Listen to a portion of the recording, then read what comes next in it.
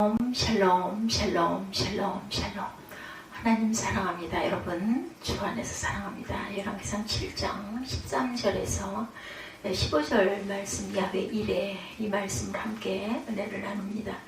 열왕기상의 말씀들을 쭉 가다 보니 이 말씀이 빠져 있어서 참가합니다. 노세 대장장이 히람과 두 녹기둥에 대해서 말씀하고 있죠. 7장 13절 봅니다. 솔로몬 왕이 사람을 보내어 히람을 두로에서 데려오니 그는 납달리 지파 과부의 아들이요 그의 아버지는 두로 사람이니 노세 대장장이라. 이 히람은 모든 논일의 지혜와 총명과 재능을 구비한 자이더니 솔로몬 왕에게 와서 모든 공사를 하니라. 그가 녹기둥 둘을 만들었으니 그 높이는 각각 18규빗이라. 각각 12규빗 되는 줄을 둘을 만하며 또한 놋을 부어서 기둥머리를 만들며 기둥 꼭대기에 두었으니 한쪽 머리의 높이도 5규빗이요 다른 쪽 머리의 높이도 5규빗이다. 두 줄을 가만히 둘을 만하며 5규빗씩 만들죠. 기둥 꼭대기에 있는 머리를 위하여 바둑판 모양으로 얽은 그물과 사슬 모양으로 따은 것을 만들었으니 그 머리에 7이요 저 머리에도 7이라. 기둥을 이렇게 만들었고 또 두 줄 성유를 한 그물 위에 둘러 만들어 기둥 꼭대기에 있는 머리에 두르게 하였고 다른 기둥 머리에도 그렇게 하였으며 주량 기둥 꼭대기에 있는 머리에 4규빗은 백과파 모양으로 만들었으며. 솔로몬 왕이 사람을 보내어 히람을 두로로 데려오니 그는 납달리 지파의 과부의 아들이었다 이렇게 말하죠. 그의 아버지는 두로 사람이니 노세 대장장이라. 이 히람은 모든 논일의 지혜와 총명과 재능을 구비한 자이더니 솔로몬 왕에게 와서 그 모든 공사를 하니라. 모든 공사를 합니다. 히람을 두로에서 데려왔어요. 히람.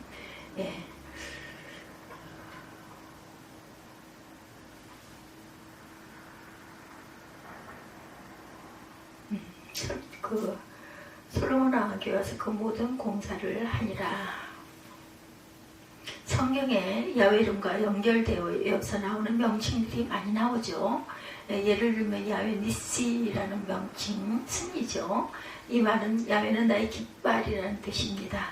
호전적인 아말렉 군대와 싸워 이긴 모세가 르비딤의 전승 기념비를 세우고 그곳 이름을 야훼 니시다 이렇게 불렀어요. 출애굽기 17장 15절에 증거합니다. 또 야훼 샬롬이라는 명칭도 있죠. 우리가 많이 씁니다. 샬롬이라는 말은 인사이기도 하죠. 평강. 하나님의 기드온에게 미디안군과 싸우라고 계시를 하시죠. 산지에서 농사를 짓던 기드온이 너무 당황해서 거절하다가 계시자를 시험하며 내가 바가지에 곡물을 가져 땅에 부을 것이니 한번 태워봐라 이렇게 얘기합니다. 그래서 하늘에서 불이 내려와서 곡물을 다 태워버립니다.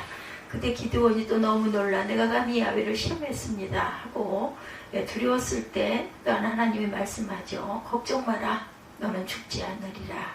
그때 기드온이 야훼 샬롬이라는 말을 하게 되죠. 사사기 6장 14절에 증거합니다. 또 야훼 이레라는 말도 있죠. 이레라는 말은 아브라함이 이삭을 바치려는 사명을 받고 이삭을 데리고 모리아산에 도착해서 이삭을 잡으려 할 때 음성이 들려오죠. 너는 아이에게 손대지 말라. 내가 내 믿음을 보았노라.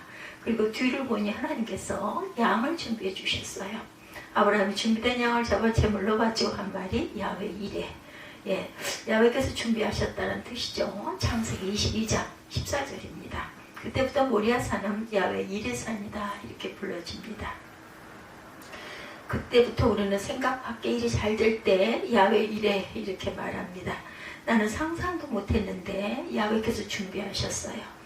얼마나 반갑고 얼마나 감사하고 기적이죠. 그래서 우리는 야훼 이레라는 말을 먼저 생각합니다. 오늘 본문에 야훼 이레가 어떤 것인지 잘 묘사되어 있죠. 솔로몬이 성전을 완공하고 부대시설을 서두르는 모습이 본문에 등장합니다. 건물을 마무리를 잘 해야 되죠. 교회는 크게 지었는데 화장실을 초라하게 만들었다면 후속 조치가 미흡한 것이기 때문에 이런 것들을 다시 한번 총점검을 해야 됩니다. 그래서 항상 건물이나 무엇을 다 마무리를 하고 나서는 한번 다 두루 봐야 되죠. 건물은 이런 마무리가 참 필요해요. 또한 건물의 앞부분을 잘 처리하고 보이지 않는 곳이 미흡해서 후속 조치가 미흡한 것이 되죠. 사람들은 보이는 앞부분은 잘하는데 보이지 않는 뒤편이나 후미진 곳은 마무리를 잘 못할 때가 많아요. 미처 거기까지 손이 쓰이지 않아서일 때도 많고 부실 시공일수록 그런 일들이 많이 나타나죠. 그래서 새 건물인데도 비가 오면 물이 새고 틈이 갈라지기도 합니다. 그런 점에서 솔로몬은 정말 완벽했다. 솔로몬이 성전 건축을 완료한 후에 후속 조치를 잘 취했어요. 본문 13절에 보면 히람이라는 사람이 등장을 하고 두로왕 이름이 히람인데 그 백성 중 한 사람인 히람이 또 있었던 거죠. 동명이인이죠. 두 사람입니다. 이름은 똑같지만 그의 어머니는 납달리 지파 유대 여인이었고 아버지는 두로 사람 이방인이었다. 그러니까 히람이 혼혈이에요. 이 히람이 현재 두로에 살고 있고 눈으로 기구를 만드는 노스로 기구를 만드는 청동 기술자이다.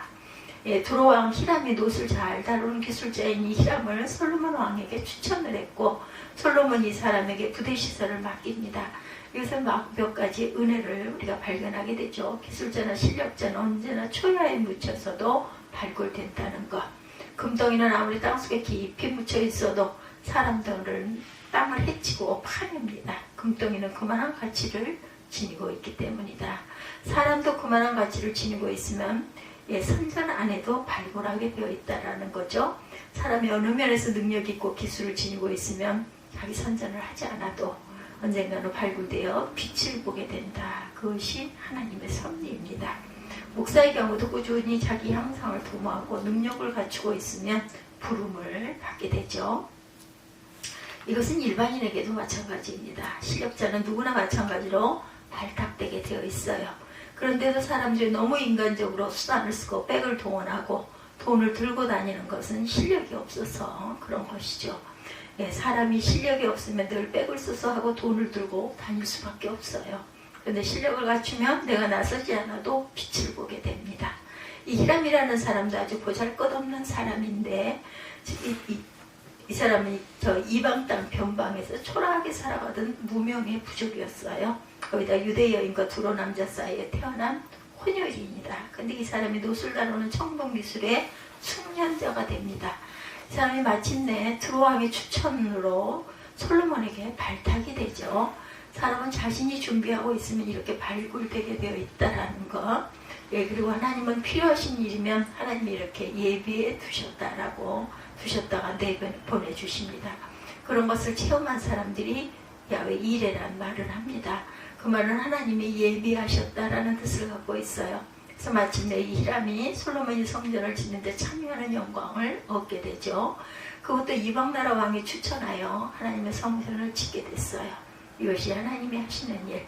준비된 사람은 하나님은 언제나 이렇게 빛을 보게 하셔서 등용을 하세요. 이 사람은 하나님이 예비해 두셨던 사람이다. 이 일이 하나님을 위하여 꼭 필요한 일이라면 하나님은 필요한 재정도 사람도 예비해 두신다라는 것. 이것이 내 일이라면 몰라도 이것이 하나님의 일이라면 하나님은 필요한 사람을 예비하시고 준비해 놓으셨다가 필요할 때 보내주신다라는 것. 우리는 이것을 야훼 이레다 이렇게 말합니다. 이런 일을 종종 우리는 또한 체험을 하죠.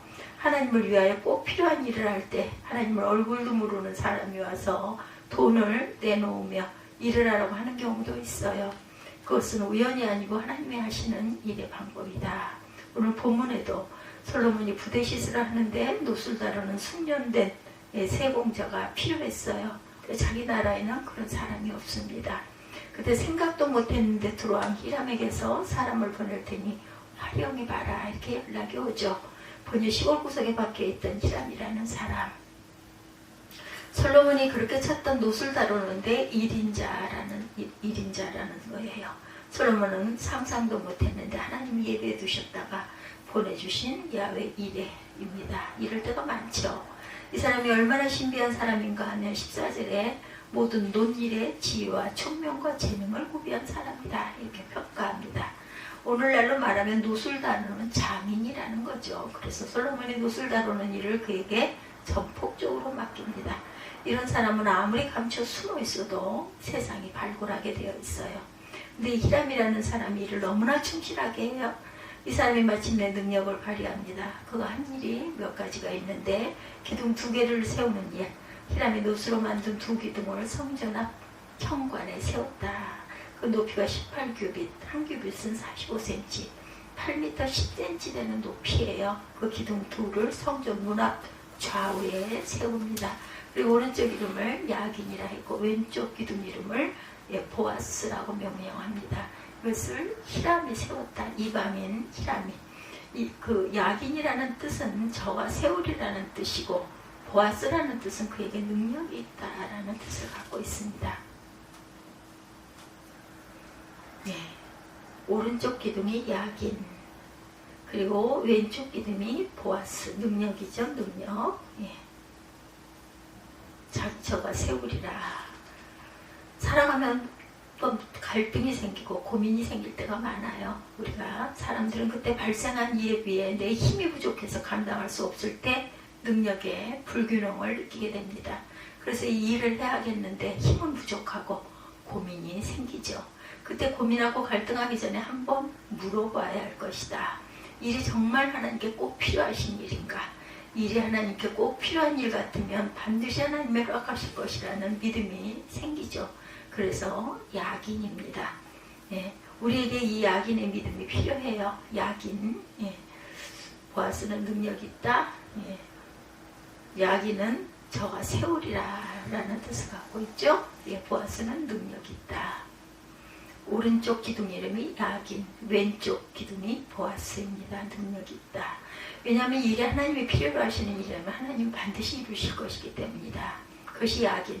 하나님이 필요 없는 일이면 괜히 나 혼자 동동거려서는 안 됩니다. 문제는 하나님이 필요로 하시는 일이어야 한다는 거죠. 그때 내가 동동거리지 않고 하나님이 세우신다. 그래서 야긴이다. 그리고 보아스는 그에게 능력이 있다라는 뜻을 갖고 있어요. 예를 들면 이 일이 하나님께 절대 필요한 일이다라고 생각될 때 걱정할 필요가 없다. 왜냐하면 하나님께서는 능력이 있으니까 하나님이 하실 것이니까. 그래서 보아스입니다. 그에게는 능력이 있도다. 이 무명의 사람, 시골 구석에 묻혀있던 초라한 사람 히람이 생각도 하지 못했는데 이 2기둥을 세우고 그 이름을 야긴과 보아스다 이렇게 짓게 되죠. 알고 보니 솔로몬은 무릎을 쳐요. 어쩌면 하나님 이런 사람을 성소에 짓기에 보내주셨는가, 이런 뜻을 담고 있는, 깊은 뜻을 담고 있는 야긴과 보아스 세우셨고 능력 있는 기둥을 세우셨습니다. 왜 놓으실까요? 금으로 할 수도 있고 은으로 할 수도 있는데 값싼 돛으로 했을까? 나무는 최고의 나무인 백향목을 레바논 가서 찍어서 사용했고 돌도 가장 좋은 돌을 떠다 했어요. 근데 기둥을 세울 땐 돛으로 만듭니다. 값이 나가지 않는 물건이죠. 오히려 서민 냄새가 나고 평범한 인상을 줘요. 그래서 메달 가운데서도 동메달이 가장 값이 떨어지죠. 하지만 성경에서 돛의 쓰임새는 큰 비중을 차지합니다. 성전 안의 모든 기구는 돛으로 만들어졌어요. 성전 안의 재금, 나팔, 갑옷, 방패, 창, 대야 등 모든 금이 아닌 돛으로 만들어집니다. 예수님의 존재도 금이 아니고 은도 아니고 동에 비할 수가 있죠. 돛이 보여주는 투박함처럼 인간의 삶에 직접 오셔서 눈물을 흘리시고 고통을 감내하시고 타인을 불쌍히 여기시고 인간의 약함을 친히 체휼하시는 그 예수님의 성품이 돈과 같다고 볼 수가 있다. 그래서 당시 제사장들이 하나님 앞에 나아가 제물을 드리기 전에 먼저 돛으로 만든 목욕장에 들어가 몸을 씻고 들어가죠. 우리들이 예수께 나아가서 정결하게 되듯이 제사장들도 놋바다에 들어가 몸을 씻은 후에 하나님께 나아갔어요. 이 히람이라는 사람이 성전 앞에 기둥을 세울 때 그 재료를 돛으로 만들었다. 성전 정문에 히람은 이 2기둥을 성전 앞 좌우에 세웁니다. 그리고 이 2기둥 이름을 야긴과 보아스라고 붙였어요.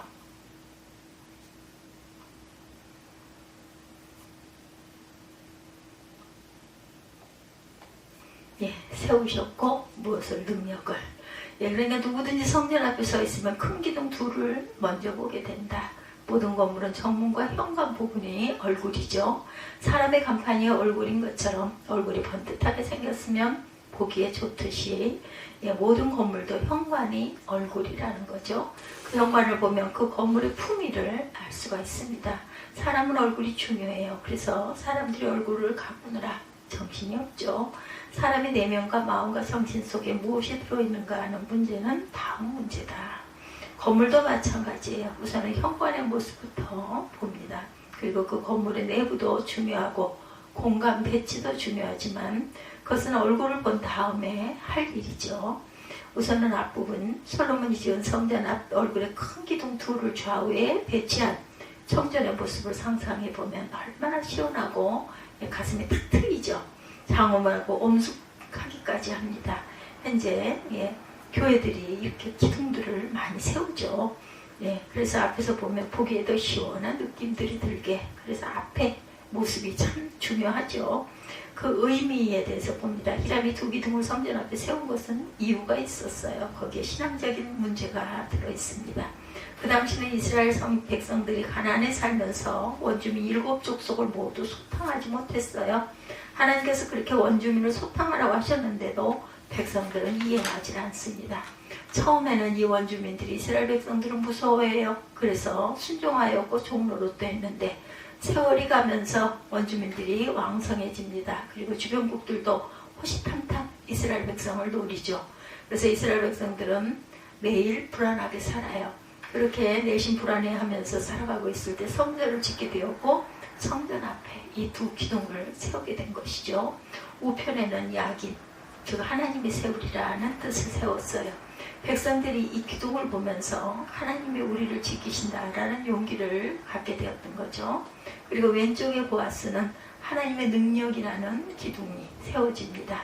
우리는 하나님의 능력을 믿는다라는 확신을 가지고 살게 돼요. 이 무명의 사람이 그런 깊은 지혜와 뜻이 나왔던 것 참으로 놀랍죠. 히람은 백성들에게 제사장 못지않게 모든 백성이 하나님을 향하도록 만들었고 두려움 속에 살아가던 이스라엘 백성들에게 하나님을 믿으라고 내적 소리를 내지도 않고도 조용히 호소하는 역할을 했다. 신비한 일이죠. 오늘 우리에게 이 야긴과 보아스의 삶이 중요합니다. 우리의 삶도 세워주시고 받쳐주시는 삶이 이렇게 있어야 할 줄 믿습니다. 나의 삶도 하나님이 세워주셔야 온당해요. 그런 고백을 하면서 하나님께 나의 삶을 위탁하고 살아가는 삶이 그리스도인들의 삶이다. 그래서 오늘의 신앙인들도 야긴과 보아스의 의미를 알고 살아가야 한다. 솔로몬이 성전을 건축하면서 이런 생각은 상상하지도 못했을 거예요.